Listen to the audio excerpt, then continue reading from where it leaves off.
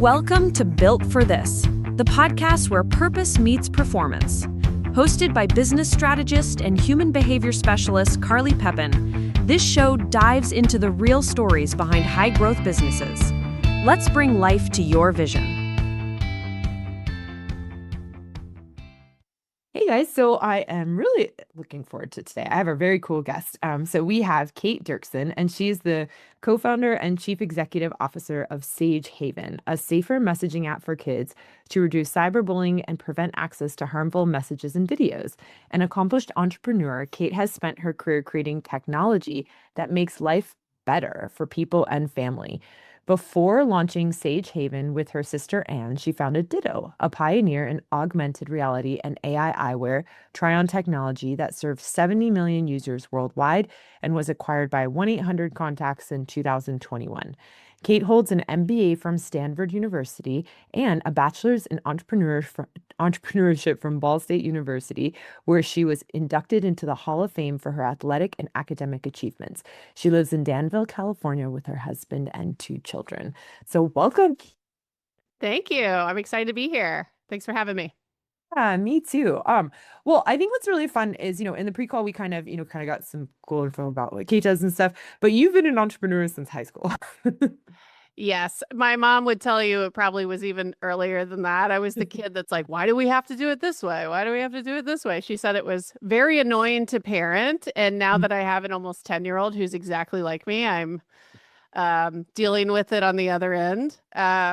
She told me last week she doesn't like authority. So I do awesome.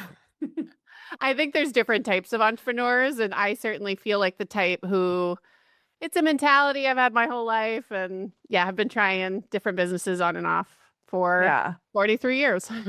That's awesome. Well, let's get into a little bit of just like the past first, because I'm curious, what got you into founding Ditto? Yeah. So, that business I thought was a good idea. I think there's also different motivations to start businesses. I had been studying retail tech. My early career was in finance. So I actually worked on Wall Street as an investment banking analyst at Citi, doing mergers and acquisitions for a lot of retail businesses. I then went to Chicago, worked in private equity where we owned a lot of retail businesses. So I got a little bit more hands-on. And I was really interested in why certain categories were not moving online. And started researching. And really, when you talk to retailers, returns are a nightmare. They have 30-40% returns on merchandise. Things that are fit sensitive are really tough e-commerce businesses. And if you kind of look at them in a silo, they're terrible businesses. So I just felt like, man, tech is going to solve these issues. This feels inevitable. Let me look for categories that suffer from this the most. Eyewear in that work sort of came up because at the time, only 2-3% of glasses were bought online. Everyone said they couldn't do it because of fit. And what existed at the time? So I founded that business in 2011. I call it paper doll try on. It was upload a photo, and then they sort of hovered the front shape over the top, but it didn't answer the question of are these gonna fit? So it's kind of hard to believe because it feels obvious and easy now, 15 years later. But we were the first company to have a really accurate 3D reconstruction of your face and your head from a mobile phone. So you kind of we were doing the 3D reconstruction. We had a lot of IP. We had 35 patents. So we had a deep tech, lots of researchers doing a lot of computer vision and AI to really accurately map your face. And then we also had to come up with a novel approach for how to digitize the glasses realistically, sized properly, and then all the physics-based fitting so that when you did see a pair of glasses, you could see if it actually fit you. And we would even give indication, oh, it's too big, it's too small. And the retailers who licensed that tech found that it massively increased conversions and reduced returns, and we built a nice business. That's awesome. That's really amazing. I'm curious as well, as you were building that business, because that was the first business it sounds like you built seriously. What would you say that process was like as you got started versus kind of getting started in Sage Haven today? Yeah, so that was my first, kind of traditional venture-backed business. My businesses before that, I had some funding, but it was, more friends and family angel kind of funded businesses. Um, I was coming out of Stanford Business School, so I was kind of like right in the right ecosystem to start pitching investors. I think they liked the deep tech, even if the business side of this ends up being hard, there's some real IP here. So raised relatively easily for that business. We raised $3 million pre-seed on a hope and a prayer and not much of a product, but with really good, talented people and I think a clear vision.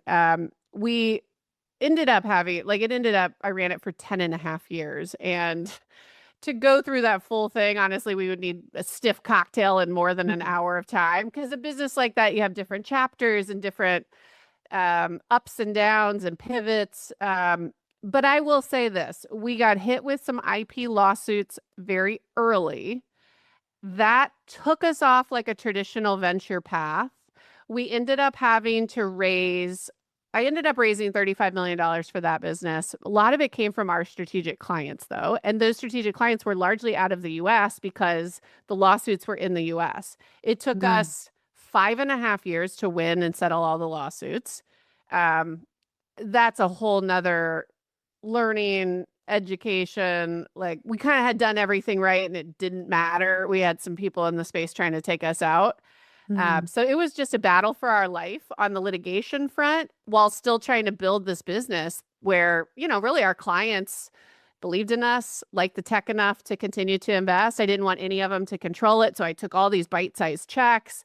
I had a crazy board and cap table, but we honestly just fought like hell, stayed around long enough. And then some macro things started to change. The percentage of people who are buying glasses online now is almost 20%. So the world started to shift. It didn't seem so crazy to buy glasses online. You had some big retailers like Warby and Zenni really starting to make waves in the e-commerce eyewear space. All of that helped us. Then it felt like to be in a place where at first people thought I was crazy to then being like, of course we need this. Like that was fun to go through that transition of like, oh, now virtual try-on is table stakes. Of course we have this. And then we started pushing more into AI recommendations and kiosks for stores and all sorts of cool product extensions beyond that. But it was fun to go through like real product market fit where everything's kind of going your way. And COVID helped us because everything shifted online and we were able to sort of ride that wave into an exit in 21 from one of our clients. That's amazing. That is really cool. Thank you for sharing that. Yeah. You're right. That is a stiff cocktail and a long conversation just Yes. to dive into all these Yes. details. So I'm curious, like, were you planning on exiting when you sold to 1-800 Contacts, or was that something that sort of you just transitioned into? It's funny when you're doing well and you got a bunch of clients that are happy, they don't want you to sell and they don't, it's just you're kind of in purgatory for a long time. And we were growing, but it is an industry with a lot of consolidation, a lot of regulation. So there was a cap on how quickly we could grow. So it was just time, is honest to God it. I was actually recruiting a board member. And I was using the Athena Alliance, which helps put women on boards. And I will plug them here because I think they're amazing. And I was working with them and interviewing these amazing women. And I was really honest with them when they were coming on board. I was like, I have a very strange board and cap table. I have a ton of strategics in the room. I don't feel like there are a lot of voices really trying to help me build this business. So I'm looking for independents who can really help. And I was just talking to I remember this one woman and she said, you need to talk to my husband because everything you're saying sounds like his career. And I think it would be interesting for you. So I ended up talking to this gentleman and basically he spent his whole career. He was a Harvard, business school grad who'd built a really nice business in a somewhat niche industry, profitable, good company. But he sort of regretted that he spent his entire career building this mid-size business. And after I hung up the phone with him, I literally went in and my husband also works from home. And I like went in. I was like, "Are you free?" I was like, "I'm going to sell it." I'm like actually ready to sell it. That conversation for me was like, I'm nervous to spend my whole career building, honestly, a business I'm super proud of, but just I want to do more. I want to, I don't want to spend my entire career on this one thing. And once I had that clarity, I was able to move in a different way. I would not accept investment. It was hell or high water. I'm selling this business, ran a process myself, and that's how we had the exit. Amazing. I'm curious as well too, because after you exited, how long was it after that you started Sage Haven? Yeah, so I had an 18-month earnout. So Mhm. I stayed there and tried to help them build a B2B business unit. Um, but the reality was it's hard to be an entrepreneur for that long and then go into a large business that makes decisions in a different way. And I think a lot of entrepreneurs struggle post acquisition to like find their footing. And I'm used to running things the way I like to run them, and I definitely, once you sell it, it's not yours anymore. So um, I left right after my earnout, like a lot of entrepreneurs, and I gave it some time. I really was not sure what was next. I had some opportunities in the vision space, but I was not wanting to take anything too quickly. So I took a good 6 months off. I also have I have a 9 and 7-year-old now. So at the time they were even younger. So it was a great moment to just enjoy my kids, be with them for the summer. Um, but what was happening in my personal life, completely outside of all that, was that I had a family member, and I'm not going to speak so specifically to protect identity here, but I had a very close family member going through a very serious mental health crisis. And I was supporting this just as a loved one. Um, and they're a teen, and they really had a brutal sort of late elementary school, middle school experience with cyberbullying, harmful online content. It started because they didn't have access to a phone. They weren't allowed on social media. They got ostracized for that. I just had such empathy. It's like, as a parent now, you're damned if you do and you're damned if you don't. Mhm. And as I just got exposed to sort of the status quo of adolescence, tech, and mental health, and this was, Mhm. mind you, kind of 2021, 2022, sort of before the new, like there's a lot of momentum in the space now, but it was literally before Anxious Generation, before the show Adolescence, before all of that momentum building. Um, my spidey sense was up, and I was really scared for my own kids going through this, and I really did not like my options as a parent. I Mhm. didn't trust the companies building those products.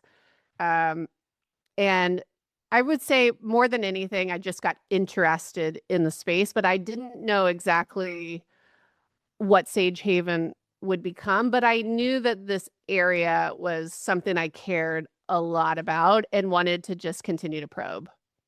Yeah, amazing. I'm curious as well because as you came up with the idea of Sage Haven, what were the first steps that you took to start building out the company, especially after learning so much from Ditto? Yeah. Yeah.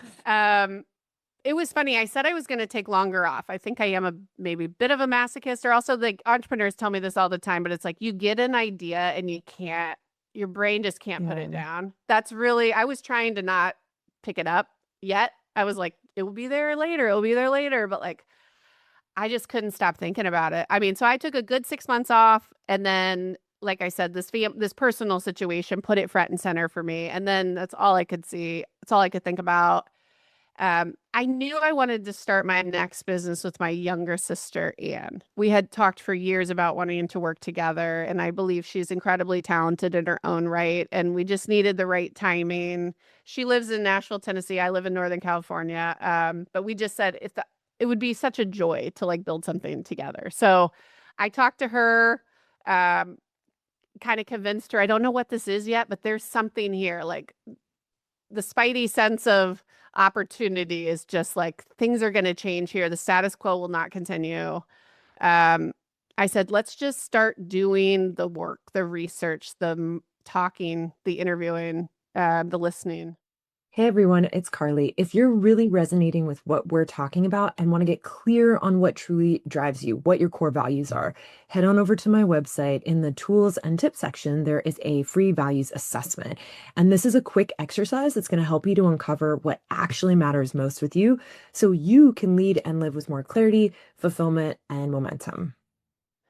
And that's what we did. So probably late 2023. So it took, some space, is kind of when Ann and I said, okay, let's do this. And I am a huge believer. You cannot build in a vacuum. You must hit the streets, is what I call it. But it's like we started with our own friends. We just started interviewing our own friends in sort of, real sit down conversations. How does your family use technology and how's it going? And then we zipped it and we just let them talk. And we kind of saw, like, just watched where that went, and different conversations took us different directions. But the reality is, the more conversations we had, the more similar these conversations started sounding. And I felt like I almost knew what they were going to say before they said it, because I had just talked to so many moms, so many kids. And Anne was doing it too. And we were, we started with our friend group, and then we started going, okay, we need to talk to these kinds of families, and we need to talk to, all different pockets of society to make sure we're not over indexing our own lived experience or our family member situation. Like, let's really do our homework here and see what bubbles to the top. And so really we spent 15 months just interviewing, talking. We talked to so many experts too. And I'm very lucky that I was able to get into Stanford, and it opens up a lot of doors. So I was able to talk to researchers on the front lines, and people who had really been thinking about this, and child psychologists, and really like the experts of digital addiction, bullying, safety. And I think I'm a huge believer you don't need to reinvent the wheel. Like, learn everything everyone else has already learned, catch up faster. But I do think these interviews for me solidified a really strong pathway for Sage Haven, because what bubbled to the top was group chat, which starts in elementary school, usually between third, fourth, and fifth grade, was an origin of so much pain for so many families. And it was really where the cyberbullying started. It was where kids got access to inappropriate content. They might have had parental controls on at home, but they were getting violent YouTube videos, porn. Yeah. No, it's coming through the group chat. And also where both parents and kids expressed in different words, I can't stop looking at my device. Like, what if I miss a message? Like, just addiction in some cases, and in some cases just overuse. But the bad habits around tech started younger than I would have thought when I did it. And when we started looking at the solutions in the space, really, they start on iMessage and Google Messages, which is what many adults use. And I started talking to my buddies at Stanford who work at these companies. I'm like, oh, did you not know that all this is going on? Like, you guys got to fix this, do this, do this. And as I kind of got a better flavor for what was going on under the hood of some of these big players, I was like, oh my God, they're not going to fix it. Holy crap. Incentive alignment is horrible. And this is new entrant opportunity. So we ended up feeling like there was a real opportunity, particularly in those first few years. So again, you have an 8 to 12-year-old who's ready to go online for the first time. You want to give them more autonomy. Maybe you're divorced and you need a way to communicate when they're at their other parent's house. Maybe they're just mature and ready for some more technology, or to connect with family members across the country. I mean, there were really good reasons why families started introducing some tech. And by the way, not just smartphone. I think people just immediately think smartphone. I'm talking smartwatch or an iPad at home, or they get a Chromebook from school, but I'm ready to start learning how to communicate asynchronously online with trusted friends and family. And there wasn't good options for parents. So that's where we felt like there was a real opportunity.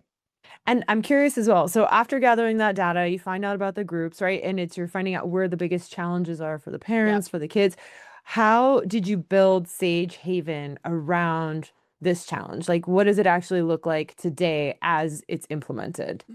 Sage Haven is an app in the App Store that we really target to the parents. So we're looking for parents of 8 to 12-year-olds to start who would download the app, set up a family account. So set up their kids' account, set up a parent account, download Sage Haven app on their kids' devices. So again, oftentimes we're talking about an Apple Watch or an iPad as the first devices. And then tell the kid, like right up front, hey, I'm okay if you want to start messaging with grandma and your cousins and a few friends and us.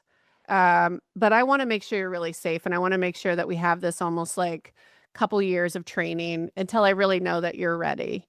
So you're going to use Sage Haven where I can supervise it and I can approve everybody that you talk to. And I can make sure that anything really harmful gets blocked before it reaches you. And you know, when I was building too, I also talked to entrepreneurs who had failed in the messaging space. And I really was scared of the cold start problem of messaging, because if parents don't want to use a new app, it's like, like we already have tons of apps. So we made Sage Haven interoperable. And I do think, in my mind at least, this is sort of an aha moment. So we issue a Sage Haven number to each kid. That number can be shared with trusted friends and family, just like any other number. So the kids love it because they feel like, oh, sweet, I get a number. Like oftentimes it's their first number. And if they have a cell plan, they just don't need that number from Verizon or whatever. They just use their Sage Haven number. But then any calls and messages to that number, you know, on the other end, it can be iMessage or Google Messages, but it pulls onto Sage Haven for your kid. And by having that single entry point, we can intercept stuff, we can AI moderate things, we can allow supervision, and we can allow you to approve every contact. That's awesome. That's awesome. I imagine that's really, really helpful. It's just realistic. You're just not going to get everybody. And there are families who, you know, don't care. There are families that are just, you know, feel overwhelmed by it. Like everybody's moving at different paces for good reason. And we always tell parents, wait as long as you can. This one finds you. You don't need to be pushing this. If your kid's not asking to message, do not go early. Trust me, they'll come home and go, hey, everybody's on a 4th grade group chat. Can I get on it? And that's your moment where you go, okay, but here's how we're going to do it. Yeah, that makes sense. I'm curious as well, because even just as you've been launching this venture, growing this venture, what would you say that you're doing today that you've maybe learned from Ditto that has made you a better operator? I'm sure there's more than one thing. Oh my God. I'm sure. Well, there was like a curiosity to be like, how good can I do it if I start all over again? I have learned so much the hard way. Like, wouldn't it be fun to like try this again now with all of these learnings and insights, and just like vendors that I trust in all these areas and lawyers that I already know and have vetted, and maybe most importantly, engineering team who I know is amazing, who followed me. Like, it's just the network. It's everything. I also I'm super competitive. I worked my ass off. Like I ran, you know, I had high highs and low lows the first time. It's like, I'm a 43-year-old mom now, and I can't give it the hours I gave it to Ditto when I was 27. I have to be smarter about what I prioritize and where I spend my time. I also just know it's a marathon. Like very few things move the needle. I just have a different vibe. I like to call it Kate 2.0, but it's like, it is a slightly more evolved, like, okay, like, let's focus on these things because this is actually going to matter. Let's not worry about we call them barnacles, but it's like all these barnacles like hanging on. It's not like focus. You know, I don't get as worked up about every rejection on the fundraising front. I don't get worked up if, you know, one customer says it's not a fit for them. It's just, again, that's the wisdom that you build after doing this a while. There's some scar tissue too. Don't you worry. But it's been fun to do it again, and to do it with my sister, to do it with people I trust. It's a gift. That's cool. I'm curious as well. How do you decide what to prioritize and what is, as you say, like the barnacle, just something to ignore? Everything the first time felt like mission critical. And then I think you do, you know, postmortems on things and you realize, okay, I thought that was the biggest deal in the world and it like wasn't. And this is everything from at the beginning, you try too many marketing channels, and you're hustling to keep 10 marketing channels going. And then you realize like it's about doing 2 or 3 really well. It's not about having 10. It's about, not, I don't know. And you ask 10 people, you get 10 answers. But I think what's true for me is some people will say like, oh, it's too niche. Like, how are you going to keep them? It's a business that you're going to churn them out every couple of years. And I'm like, nah, like we'll evolve and we'll be able to retain them. And like, but I'm not worried about building for everyone at the beginning. Right now, I'm going to solve a problem for 8 to 12-year-olds. Mm-hmm. I'm going to really deeply understand these moms who want this and these kids who use this and what they want. And then we'll evolve. And I think depending on who you're talking to on the fundraising, some people like that. And some people, well, there's also there's not enough mom investors. There's not enough parents who have kids this age that are investors. Like, and I can understand why it might sound niche at first, but I'm also like, okay, is iMessage niche? Is social media niche? I think not. I think we could build this into something really big. That's awesome. I'm curious because even that dynamic where you're saying like the fundraising is a little bit different for your company because there aren't a lot of people who are families and they don't understand like what you guys are trying to do and what you're trying to create. So was that something that was different for you when you were fundraising? This has been a more challenging raise, partially because, and it's not rocket science, but it's like, had I started an AI B2B business, I could have raised in a half a second, coming off a successful exit, you're right in the sweet spot of what everyone's, buzzing about. Like it could have been easy. Like part of me laughs at myself. It's like, of course you chose a really difficult category. But also it's like, I don't care. I don't follow the trend. I don't give a shit. That's just, sorry for my language, but it's like, I'm just building a product that a lot of people need. And I believe that will win the day in the end. And following the trends and trying to raise on trend and at the right time, it's like, whatever, I'm over that. Yeah. I'm just going to build a big business. And then it's just consumer. It's not like I don't understand consumer investors, but they only want traction. And by the time you have traction, you don't need them. So there's a joke. It's like, what are the metrics I need to hit for a consumer business? It's like profitability and strong growth. It's like, yeah, once you don't need them, then it's easy to raise in consumer. Yeah, that's awesome. That's very cool. And I'm curious as well, because I know that you've built this company with your sister, and that is a specific choice to make. So how do you guys sort of delegate roles to each other? How have you separated responsibilities? What does that look like for you? Well, we had like many years ago a little side hustle, like interior design business. And so we had like a little bit of practice working together, not just socially. And it worked great. Like, I think part of it is Anne and my skills are a bit different. She is very like sales, go to market, and ops. Like, she's very listy. You know what I mean? It's like no balls are going to drop. That's just her personality. I'm a little bit more like, what if we did this? Like a little more visionary, a little more product. So I think in terms of like the divide and conquer, it just makes sense. Like we kind of knew almost like innately who would do what. And then we do have crossover in the middle. I think product marketing, branding, those kinds of things we like both have to align on. But the division of work is easy. Yeah. I also think too, working remotely, having a core team that you trust so deeply and can talk about anything and you're not, I don't know, there's like no management at this stage. It's lovely. It's lovely. So, and also we see the world. She did the research too. So a lot of times when you do that level of market research and you're not sure about something, you kind of can go to these insights that you both gathered together and like reach a decision pretty easily. So we really, we're 2 years in, we really haven't had any issues. It's been a lot of fun, not without its stress. Of course, any startup, you have too much to do and too few people to do it, but it's been good. I've enjoyed it. And if, investors haven't really given us too much grief over that, maybe they just haven't said it. But then that's not the right investor for us. I also feel it's like, again, I'm just focused on building a good product with a great team, and I feel like the right people will find us, or vice versa. Yeah.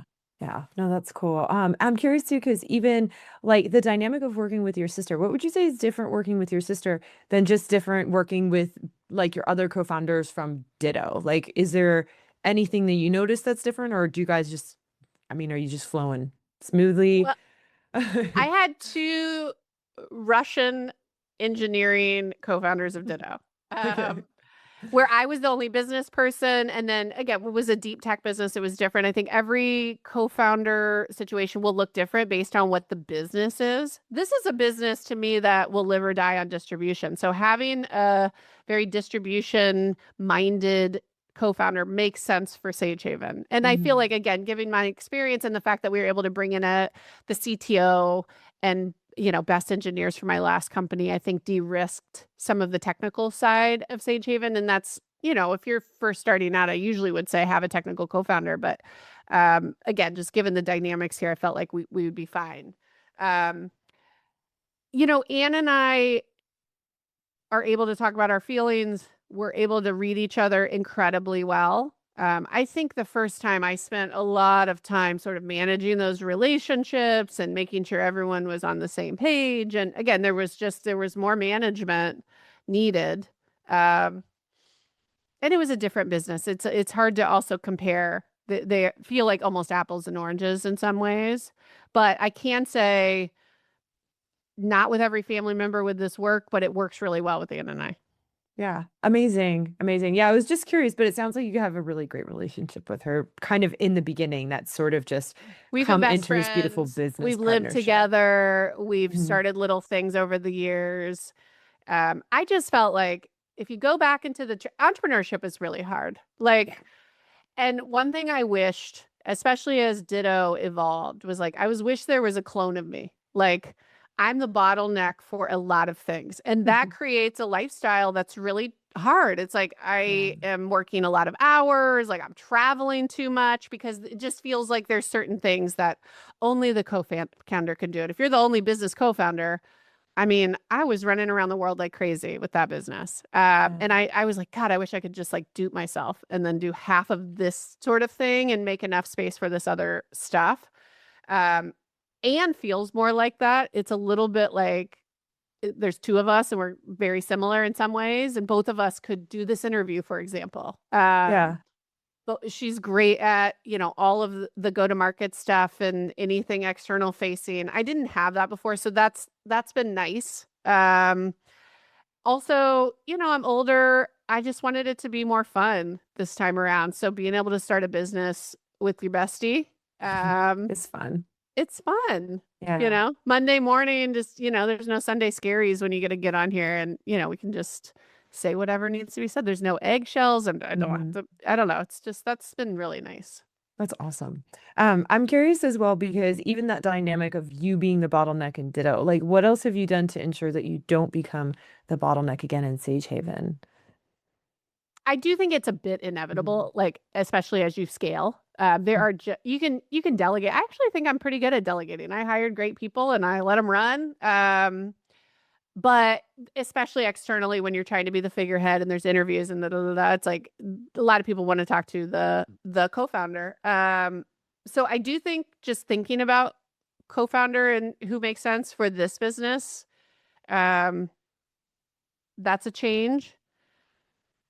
I also think too, like we're building at a different time. I mean, AI is changing everything. My hope is that we don't need a huge team for Sage Haven and that we can build an incredibly profitable big business here without maybe needing, quite so much upfront and giving so much away. So again, we'll see. I think we're relatively early, so a lot still remains to be seen, but I'm super proud of how much we've built with a few engineers. And, we don't have a dedicated product person other than me. So I'm using all these new tools to be more efficient and be more productive. And that's required relearning. It's definitely not like, oh, everything we did last time we're doing here. I'm actually trying to be like, what can we do smarter? What can we do faster? So it is, again, it's a fun time to build. Hey everyone, it's Carly. So, if this conversation is really hitting home and you want to get a real snapshot of what's working and what's not in your business, head on over to my website in the tools and tips section and you can have the business performance health check. In just about 15 minutes, you're going to see where the friction is and where your next growth opportunity lies within your company. Yeah, it's amazing. It actually is amazing. I'm finding that the tech companies that I talk to that have started up around the same time as AI, they are scaling quite significantly with like just little to no employees. One guy I just talked to, I was like, "How many employees do you have?" He's like, "How many AI employees do I have or human employees?" And I was like, "Both."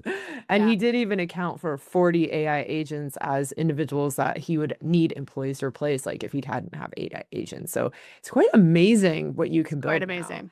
Well, and even Yeah. just like I feel like the fractional game has changed too. So it's like we have a fractional this and a fractional that, and like it's helping us check a few boxes without needing a really expensive hire. It's like again, let's AI most of that and then hire an expert to just like sanity check the biggest, most important things. Yes. And again, that's different than last time where I felt like, okay, we need yeah, at least a VP level in each of these core business functions. Like, I certainly don't think that now.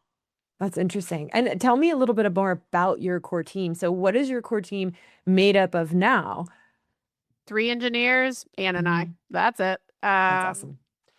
And I think even the engineers, they are more veteran. This isn't Mhm. early, but they're very active in product. I give them shitty specs basically. It's like, I'm in Figma.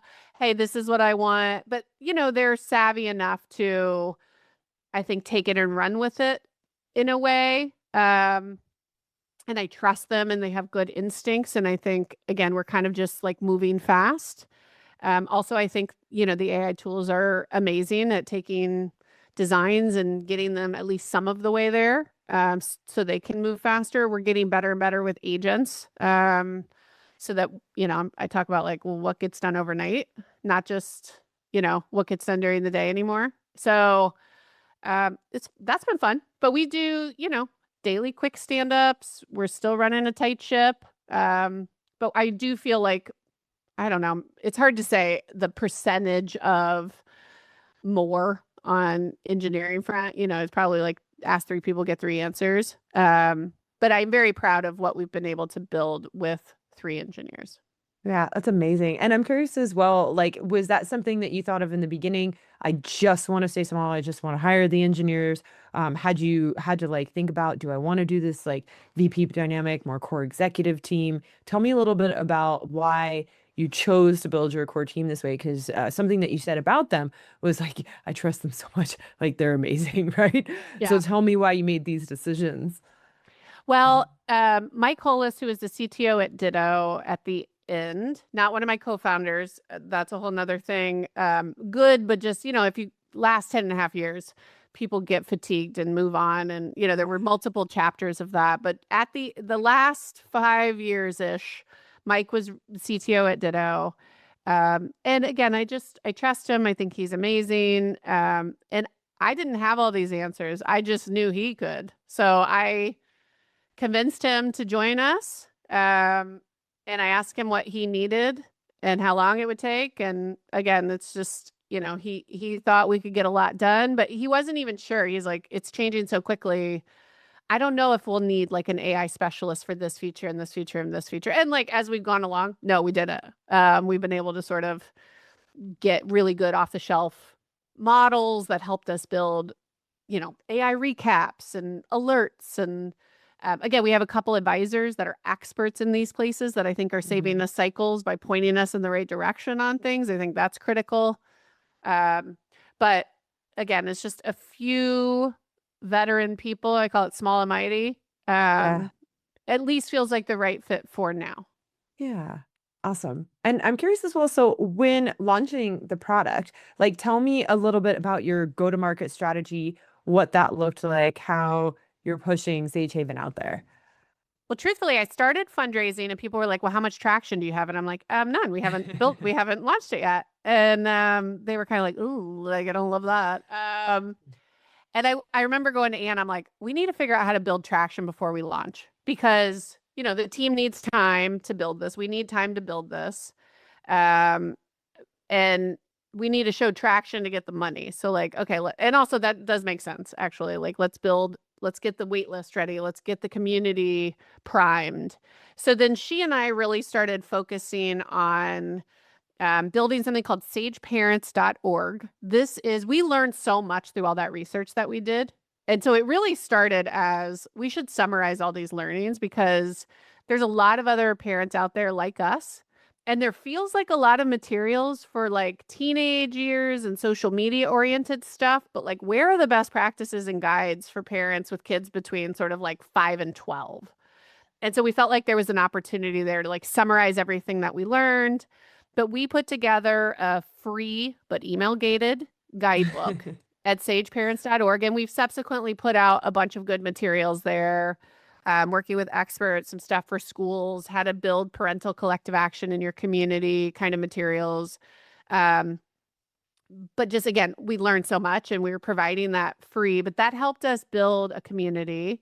And then I want to say a little over a year ago, Ann and I she and I again have a great relationship, easy banter. We were like, let's start building a community through our own podcast. So we started Sage Sisters, and that's really grown. Again, I think we call it like Giggly Squad for moms. Like it's really her and I just shooting the shit once a week on everything that's going on in our life. It's not just about parenting in the digital age and parental controls, although certainly those themes come up a bunch in our life and in some of the topics. And we'll bring in experts from time to time. But it really is just like listening to friends talk who have kids in the same age. And I think makes people feel, we get a lot of like, you're funny to listen to. And it just makes me feel like I'm not going through this alone. And we've built a nice community of moms there too. So between the free resources on Sage Parents, the parent community that we built around Sage Sisters, we were able to build now, over 35,000 parents there. And then as we've talked about Sage Haven and why we're building it, I think it's resonated. And that community, many of them, over 15,000 of them have joined the wait list for Sage Haven. So then we were able to use that as just an early data point for investors that we had the skills to build a community and get traction even ahead of launch. And then really we launched to the first 1,000 families in September. But I'm a big believer. It's like, go slow. You don't want to wait. You don't want to burn this wait list that we worked so hard on. Like, let's take our time. Yeah. Let's make sure the product is really ready. And so now we've gone through a few cycles of these early cohorts. And a lot of them told us like, I want to use Sage Haven exclusively, but I need voice calling or I need an Apple Watch. And so we prioritize those in the roadmap. And, so we're right now at a really fun moment, which is we think the app's really ready for prime time now. And so now we're going to move everybody off the wait list. We're going to start marketing this thing. I'm here talking to you because we're ready to start getting the story out there. So yeah, it's just all happening right now. That is very exciting. I mean, it's kind of like all this build up on the back end and perfecting the product. I love that you guys did the small cohorts as well. Yeah, just to make sure by the time it got out to all these individuals, it's like you had something that was pretty ready to go. Yep. And, I do think people have really high expectations of how good it is. And it gave us enough time to add polish or the Sage Haven number is also a new concept. Like most people don't think of messaging apps as like, oh, I get a new number and it works with other apps. So, I think there was a little bit of like, okay, how are we going to message this? How are we going to talk through this and onboard people? But we got to this place where I really love what I see in terms of, okay, my kid has a new number and now I'm sharing it with all these people I want them to talk to. So it sort of has a nice viral coefficient, which you don't see very much these days, because of the Sage Haven number. Yeah, no, that's really fantastic. I'm curious as well. I don't know if it does mean anything. Could just be that you liked it. But does Sage mean anything to you guys? Is there a reason why you chose Sage? Because I noticed it's in Sage Haven and Sage Sisters. Yeah. So I have to think how much I'm like legally allowed to talk about this. I was at my friend's 40th birthday. She's a little more like hippy dippy than me, but we were at an Airbnb down in Carmel and she burned sage for the house to like get rid of the toxins. And at the same time, we had been talking about like, man, social media is so toxic. Man, all these addictive tools for kids are so toxic, toxic, toxic. And so I was like, oh, we like Sage is getting rid of all the toxins. Plus, I love the double meaning of wisdom, like to be sage. Like, isn't that like at the core of what this all is? So I wanted to name the business Sage. That's it. And we did, and we got the trademark. And then someone with a similar name basically came after us and said, we're going to sue you. And I have enough scar tissue around early lawsuits from the last go. I don't want to do this for another like, 5 years. I'm out on that. Well, and we tested a bunch of other things, and Sage Haven performed the best in that. So we're Sage Haven, at least for now. Amazing. Okay. No, that is definitely fair. Yeah. 5.5 years of going through lawsuits. You're like, I just want to build my business now. Totally. And a name, like that's not going to make or break this right now. Not at all. Yeah. Yeah. Amazing. I'm curious as well. So when you think about the future of Sage Haven, do you think of it as something that you may exit from one day? Is it something that you think you'll hold on to? What do you see it as scale wise in the world? I learned the first time you can't predict the future. Like if you would have seen my early decks from Ditto, it was like, we're going to do eyewear, then we're going to do all these verticals. Like that was what I thought. 10.5 years later, we never left eyewear, and I was doing like so many other eyewear related things. I couldn't see the lawsuits coming and how that changed the trajectory of the business in a bunch of ways. So I have learned your plan doesn't matter. Make it make sense right now and like wait and see. I will say I certainly did not start this business to sell this business. I'm starting this business because this is a product that I believe the world needs. And it's kind of cool to have a little bit of like FU energy on, I don't know, just the game. Like I'm playing my own game, and I think we can impact a lot of families. Like I call it clean fuel, but it's like I have endless amount of energy because I'm doing it. This is like more mission than anything else. So would I sell it? It depends. Like, is the acquirer going to help me reach a lot of people and help the world faster? Can I trust them? Are they going to buy us to shut us down because they have an addictive alternative? These things all matter to me a lot. How long have I been running it? Am I exhausted? Like, these are just all things that will come in. But I can tell you right now, I think messaging is just the tip of the iceberg. Like when we talk to these families, the insights, yes, messaging bubbled to the top, but there is still pain around addictive content and unsafe video games and browser and AI. Like the whole internet is unsafe for kids, and families are navigating that. And I don't think the answer is just a parental control layer to police it all. It's actually like, but where's the alternative that we do trust, that is good, that isn't trying to addict my kids? Like, it's not whack-a-mole on something that's bad at the foundation. It's like, where's the healthy foundation for this stuff? So I genuinely believe there's a huge opportunity to build a massive tech company that kids love and parents trust across a bunch of areas. And dreaming big has never been my problem, but it's really obvious a bunch of places we could go next. Yeah, no, it's beautiful. I'm curious too, big believer in mission-driven businesses, and even people who don't have a mission in their business, it's like finding out what that is just because the difference. What would you say that you could share? How does it feel differently to run this mission-driven vision or business versus Ditto? Ditto, what I liked about it is we did make eyewear more affordable by being able to sell it online. So there was a little bit of like, oh, this is a good idea. This makes sense from a business perspective. And I met a bunch of people who like bought more affordable glasses. And there's some amazing, like true mission work in the vision space that we got involved with, delivering, like having our tech help people in developing countries get glasses for the first time. I mean, that was cool. So we were able to find enough heart around it to, I think, keep it interesting. And I will say for me, it's almost always about the people. Like I ended up loving my team and, doing a lot in service of them. And I'm sure that will be true here too, because day in and day out, it's the people that you're building it with. So there was heart in Ditto, and I loved the people that we were building with.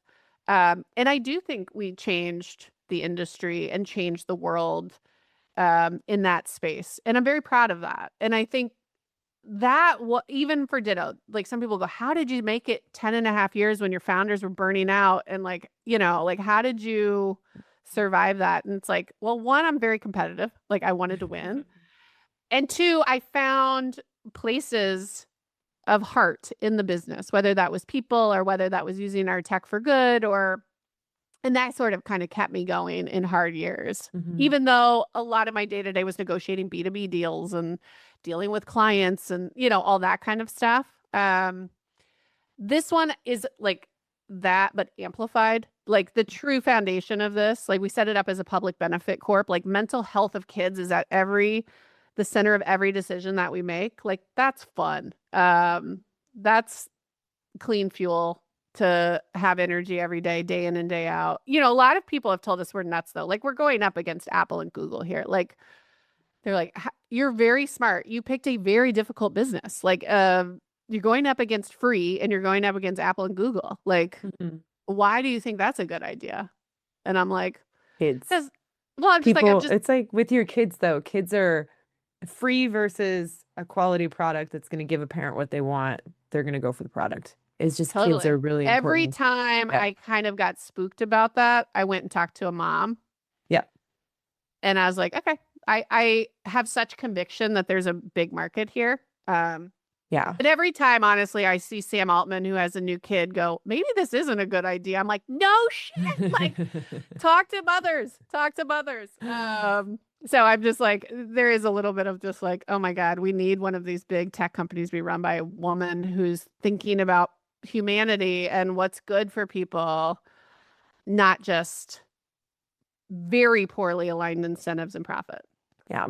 And I want to ask you another question too about something you said about Ditto, where you found places to like where the heart was or to put the heart. Was that something that you intentionally did, or is it something that you kind of figured out along the way? Tell me a little bit more about that. I think there's so many founders who kind of miss out on that opportunity to find that gold that exists inside their current business.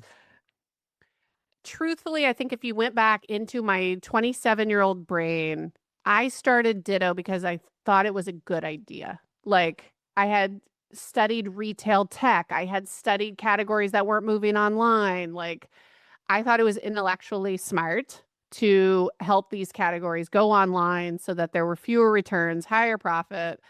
And I think in the middle of that, it became, oh, we can really help people. Oh, yeah, like it does change someone's life if they can afford a pair of glasses. But that wasn't the origin story, truthfully. This is different. I mean, the origin of why we're here is to help kids, and it was really personal for us. And I think, anytime you're a mom and you're thinking about what you want for your own family, that is just a really personal thing. I'm the customer in a way I almost wasn't the first time around. Both can work. I always tell people there's more than one way to skin a cat here. There's more than one way to be an entrepreneur.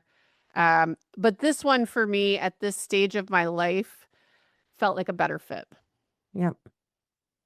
Yeah, amazing. Well, thank you so much for coming today. I really appreciate everything you shared. It's really inspiring. I love what you've created, what you've built. You're obviously very inspired by it. So yes, I'm grateful that you got into it. And tell people where they can find you, find more information about Sage Haven.